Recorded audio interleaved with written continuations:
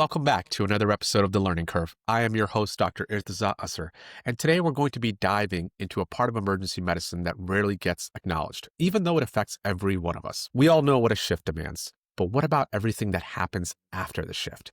The lecture prep, the meetings, the resident check-ins, the research deadlines, those inbox messages at 11 p.m. And more importantly, how does this invisible work affect our recovery, sleep, and long-term well-being? Are we truly underestimating the true workload of academic emergency medicine? And what does that mean for patient care, teaching, and sustainable careers?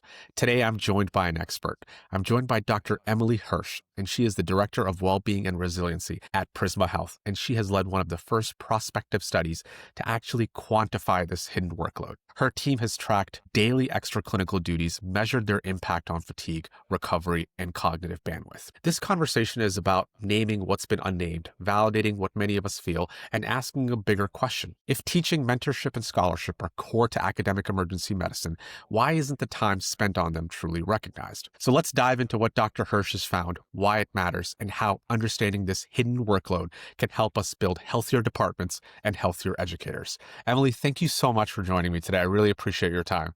Yes, absolutely. I'm so delighted to have been invited to join you today. This is going to be such a fun conversation, and I'm sure this is going to resonate with so many different people out there. This is such a rarely talked about problem that really needs to be talked about more. So I'm really happy to have your expertise and your insight. So before we dive into this study, can you talk to me about what the inspiration behind this was? Sure. Well, I think, as an emergency physician and as an emergency physician who works in an academic department, we all know that we have all of this work that we do outside of our actual clinical shifts. And it seems to happen at times where we're supposed to be sleeping or we're supposed to be recovering in some way. And this work that we're doing never really seems to get acknowledged. And truly, it came out of me being angry, to be honest with you, by a series of conversations that I had where it became apparent that the leadership of our health system felt like we as emergency physicians didn't really need to have, I guess I would say, paid time off because they felt like we only work 3/4 time because our number of work hours is less than a person who works Monday to Friday, 8 to 5 or 9 to 5, let's say. But it occurred to me that when they were talking about those numbers, the people who work the Monday to Friday jobs, they do have paid time off. They do have vacation time. They do have meeting time that often can happen during their workday. But our meetings have to happen outside of our clinical shifts. There's no way for me to attend a meeting while I'm working a clinical shift. And so it occurred to me for these Monday to Friday workers, their total workload includes all of that. Much of the time. There's often extra. I don't want to minimize that. There's often some extra, but they're sort of counting down from this total. But for us in emergency medicine, all of this is on top of the total. And no one was really acknowledging that maybe those two numbers, even though they looked so different, were actually closer in reality. And so what I wanted to do was sort of quantify the work that we're doing so we could then take it back to our health system and demonstrate to them that we're actually working much more than they realize that we're working. So that was kind of the genesis of this. But I've worked in other health systems beyond this one. This is not just a problem where I work. This is an issue, obviously, in academic emergency medicine and really in emergency medicine nationwide. So I knew that if I was interested in this, there had to be other people that were interested in it as well. Absolutely. And I think this is going to be such a really unique conversation that I'm very excited to dive into because I think it's very relatable for a lot of educators out there. I can speak for my own self where as I was reading your study, I was thinking, you know what? Yeah, I feel like I should start to think more about this because I felt the impact of this, especially when you come back home from a 11 to 9 p.m. shift and then you realize, okay, I've got lecture the next week. I have to start prepping. Now I'm spending an extra hour and a half. I'm losing out on sleep. And then I realize, okay, I'm going to be working tomorrow as well. So then it starts to compound the problem. So I think this is going to be a really fascinating discussion that a lot of educators are going to resonate with. So I'm excited about this. So before we dive into the study, let's just define some terminologies. In your paper, you use the word extraclinical duties. Can you talk to me about what that means and what that entails? Sure. So essentially, extraclinical duties is really everything that we do outside of the shift. We started by calling it outside of shift duties, and then we changed it to a more formal sounding term, but it really is all of those duties. So some of it is maybe the work that you do, say, at the end of a shift when you're finishing up your patient work and charting and whatnot. But some of it happens far outside of your shift. So, for instance, clinical documentation that you do on the next day or a day off, something like that. Or perhaps some of the educational activities that you're doing, prepping for a lecture, administering a lecture, teaching at the medical school, doing work with students and residents in sort of whatever capacity, mentorship, all of that. Some of it is perhaps administrative duties. So that's attending meetings, that's checking your email, that's working on projects for your department or for your hospital or for your health system. Some of that is perhaps research duties if you're one of those people who does do research work. So planning projects for that, meeting with your research team, data analysis, writing grant proposals, writing manuscripts. And so there's this wide variety of all of these extra clinical duties that those of us in academic medicine, but really in emergency medicine as a whole, we're all involved in some of these activities that occur well outside of our clinical shift. And because of the nature of emergency medicine and the fact that we work these shifts not always at a normal business hour time, we might be working a 3 to 11 shift, but having some of these meetings at, let's say, 7 a.m. or 6 a.m., they occur at these times that are really discontiguous from our shifts and occurring often at times where we're supposed to be actually sleeping or actually recovering. That's actually a great segue because I was going to ask you my follow-up question is, how does that tie into that concept of hidden work and how does that apply here? So if your department is anything like my department, the only thing that's really counted on your schedule are your clinical shifts. So for instance, where I work, our physicians who are full-time clinical without any protected time have to work 1,560 hours per year. That equates to 130 clinical hours per month. And so our schedule will total either slightly more or slightly less than 130 hours per month. But all of those extra clinical duties are not counted in any way. They're not counted at all. So I didn't really know if people were working 130 hours and 10 additional hours or 50 additional hours. I had no idea what these numbers were. And I also didn't really know if they differed based on the amount of protected time that you had.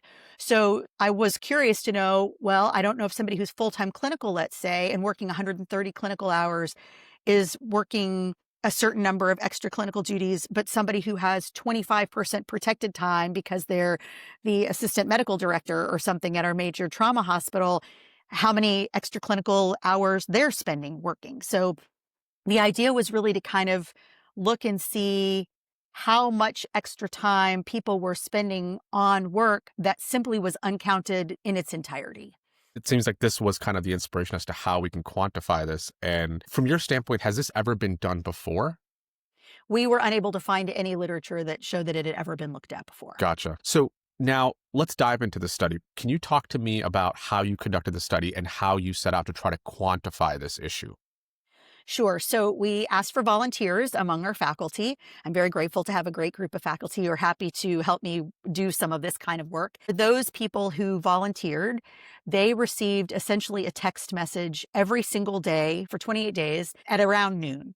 And the text message asked them a few questions. It asked them, did they spend any time on extra clinical duties yesterday? And if so, what were they?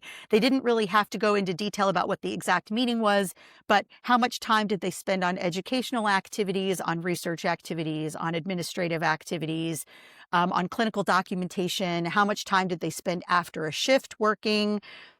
So they kind of specified, yes, I did these types of duties and I spent this certain amount of time on those particular duties. And then after they answered those couple of questions, then they were asked a single question really about how exhausted or recovered they felt on that particular day. And that was a simple slider question from 0% recovered, which meant basically 100% exhausted, to 100% recovered, 0% fatigued or exhausted. They could kind of slide the slider anywhere along that measure and would give the answer as to how fatigued or recovered they felt for that particular day. And if they didn't spend any time on any extra clinical duties, they could specify that as well. Gotcha. So as you're starting to collect this data, what surprised you the most? Well, I think we talked about this a little bit before we met today. I think the hardest thing for us to figure out as a team was how do you even define today in emergency medicine? Because if I'm working an overnight shift and I leave work at 7 o'clock in the morning and I'm coming back for an overnightish shift again on the same date on the calendar at 11 p.m. tonight, is that tomorrow? Is that still today? I don't really know. And as we were talking about how to ask the questions on the research study about how many extra clinical duties did you perform yesterday and how recovered do you feel today, it became kind of confusing as to how Yeah. we define yesterday and how we define today. Yep. And it was almost sort of funny because the research team who don't work in emergency medicine, I mean, the Clemson researchers who helped me with the data analysis and collection, they had no idea. Defining yesterday and today becomes a problem in emergency medicine. Yeah, So absolutely. I know we have core faculty that are primarily nocturnists, and just asking them, hey, when does your day typically start? Yeah, it's when I wake up, and usually it's after 3 p.m., 4 p.m., depending on what time I'm getting done. So really, what is that beginning period? And that's such a fascinating point. But that's really interesting. Were there any other challenges or limitations that came up as you were trying to quantify this hidden work? I think the two that came up, one again was in sort of how we prepared the study, but whether we were going to really dive into timing of how these things happened, we made the conscious decision not to ask too many questions about timing, specifically because we wanted people to be able to take the study in like 60 seconds on their phone via a text message. And I felt like if I got too much into the weeds of when did this meeting start and stop and when did the next project start and stop, that it was going to become cumbersome and people weren't maybe going to want to complete the study. And so we deliberately decided not to ask those questions in this particular study. But I think what surprised us often, or what we weren't really prepared for, maybe I'll say, is that if somebody goes to a meeting, we weren't exactly certain where they would put that meeting in the data. Like, would they consider that meeting an administrative activity or would they consider it an educational activity or a research activity? In Gotcha. other words, if I was going to a research meeting with my research team, do I put that under research or do I put that under administrative? Hmm. And because we didn't really ask people to make too many commentary about what they were doing, we weren't quite certain as to, you'll see in the data that we had a lot of administrative activities, and we weren't sure how many of those might have also fallen into either education or research or some other area had we simply been more specific about where they needed to place that particular activity. Gotcha. So having established all this, let's talk about specifically what key findings you found, and then we'll dive into what the implications of these might be. Sure, of course. So we found basically that our physicians worked, 8 to 9 hour long shifts. But if we divided the number of shifts that they worked over the course of the 28 days, we found that on average, our physicians worked 3.5 or thereabouts shift hours per day. Obviously, we're not really working 3.5 shift hours on a day, but that's how it averaged over the course of the month.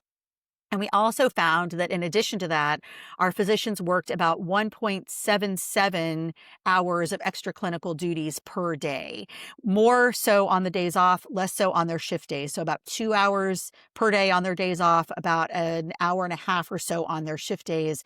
But we were surprised to find that that number was so high. So that equates to approximately 50% of additional time spent per day on extra clinical duties compared to their shift hours. I think that was our main really surprising key finding. Wow. So now, having established that, from your standpoint, what does this mean for how we schedule our faculty members or how we actually structure this idea of protected time, just based on kind of what you found? Well, I think the first place to start is to recognize that this extra work does exist. I think there needs to be a real acknowledgement of it because I'm not sure that we can exactly plan how to incorporate it until we understand the magnitude of the reality of it.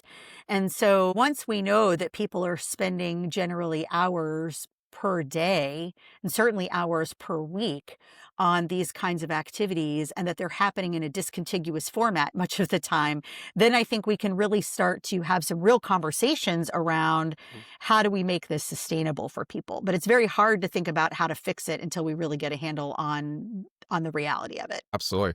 And I think about it from this standpoint that if we don't acknowledge this, we don't quantify this for our academic emergency medicine clinicians, it just means reduced recovery. And ultimately, that's going to impact their ability to educate, their ability to lead, their ability to be effective teachers on shift. So the other interesting thing was not only that our physicians worked 50% of extra time on these extra clinical duties, but when they were answering the fatigue and recovery metric, we found that that was negatively impacted with increasing number of shift hours, but it Mhm. was also negatively impacted by increasing numbers of extra clinical duties.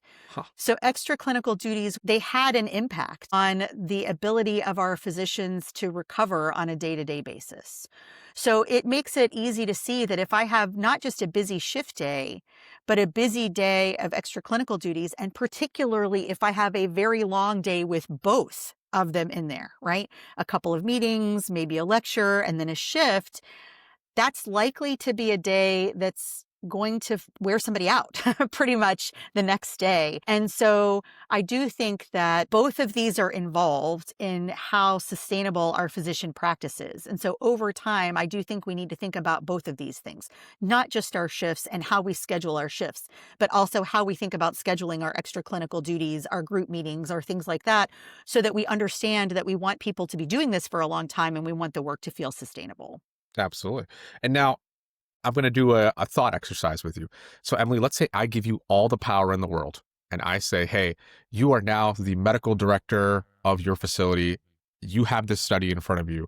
What are some system level changes that you would implement that could potentially rebalance this work issue? Such a good I'm question. putting you on the spot. Yeah, no, such a good question. Not an easy answer. I think the first answer that I would give you, which admittedly is my passion, is to think about well being and sustainability as a systems issue and not an individual issue. So if I were the medical director or the chair of the department, my first responsibility, I think, would be to recognize that I can't simply ask people to do this work, expect them to figure it out on their own, right? Ask them to be mindful of saying yes and saying no to the right yes and the right no, asking them to take on individual level practices and expecting that they will figure it out and that we as a department will be okay. I think, as I sort of alluded to before, this needs to be kind of a department level conversation around how do we want to get this work done? Because there are several options, and I don't know that any one is necessarily the right one for individual groups, but it might be that we really give significantly more protected time to people who do a lot of administrative, educational, or research activities so that they can spend more time on this and less time having to mash it up against their shift duties.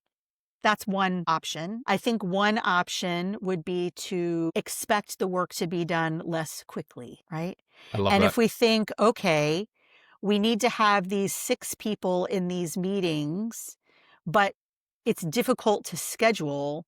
Maybe instead of trying to do it once a week and expect people to fit it in their calendar wherever they can fit it into their calendar, we say, we're not going to expect the work to be done that quickly at all. We're going to let it stretch out and be a little bit more languid and a little bit more relaxed so that we can allow people to really fit these activities in when it makes sense for it to fit in. It might be harder for us to schedule the meeting, so we may only have one a month or one every other month rather than one a week. But we're acknowledging that we want our people to be well, rested, recovered when they come to these meetings Yep. so that they're their best selves for the discussion, they're their best Absolutely. selves for the work. So I think there are a couple of different possibilities, but I think the main recognition is that it has to happen at the systems level. And I can't ask you to do the work and for you to be well at the same time. I Absolutely. have to acknowledge that I, as the leader, have an impact on your ability to be well. And our system structures have an impact on your ability to be well. I love that. And I think that's actually a really great way to frame that conversation. Where if we're having these conversations at a macro level with our leadership team, ultimately our goal is to try to help our educators and set them up for success so that they're able to do this from a longevity standpoint. There's recovery built into their routines so that they're able to come to these meetings and have productive conversations. They're not exhausted. They're able to contribute. And I think that actually works very, very well. So having established why this is so important from a system standpoint, if I'm at a facility and I read this study, why as an educator should I feel compelled by this to say, okay, let me try to start some conversations at my site? Well, it impacts you as an educator because you're the one who's being worn out by the job potentially. I mean, not everyone is. Some people just seem to have unlimited amounts of energy, but lots of our educators I see are tired by the demands of the job and the demands of their educational work on the side. And so, if I'm being fatigued by it, I imagine many of my colleagues are as well. So, I want our people who go into emergency medicine because we're talented and bright and we've trained for, a certain number of years to be able to do this. And it causes me real pain when I see that 10 years into their career, people are like, I just can't do it anymore. I can't be this medical student clerkship director anymore. I can't be this residency program director anymore. I can't run this program anymore because I'm simply worn out. I'm just going to go to working full-time clinically, or I'm going to drop to half-time, or I'm going to leave emergency medicine entirely. It's such a sad state of affairs that that's what's happening to our people. So I think, if as educators, we can acknowledge that we have to find a way for this to be sustainable for us so that we can keep doing this job. Again, it's a matter of maybe stretching it out, perhaps being less successful maybe in the short term so that we can be more successful in the long term, have people show up their best selves and feel like, oh, hey, I can do this job for 10, 20, 30 years, which is what we hope, right? Most people are graduating from residency at around age 30 or thereabouts. Don't we want people working in emergency medicine for the next 35 years? Isn't that what we want? And don't we want these really talented educators to continue educating for 35 years? Isn't that what we want? So it's a matter of thinking about maybe we have less success in the short term so that we can stretch it out and have great success in the long term. I love that. I think you tugged at my emotional heartstrings right there. I was Yay. just thinking, I was like, man, like, we've got a lot of young educators at our site, and these are the exact same conversations that I have with them. And I say, hey, listen, when you look at burnout data, every single year, emergency medicine is at the top, Medscape surveys, all these things. Emergency medicine always ranks at the top, and that's kind of like we're like the dynasty or the Super Bowl champions of this. And it's something that there's a lot of different variables that contribute to this, but this is something that I do think if we can try to tackle and address at a systems level, we can help our educators just have longevity in a field that a lot of people don't really get that longevity. So I think that's actually a really great overview. Where can we take this research next to further talk about this issue? Where are some areas that potentially could be explored from your standpoint that could help not just our educators, but also our leaders? Well, so certainly we did the study at a single healthcare system. Now, we do have 7 different emergency departments in our healthcare system, but still, it was a single academic site.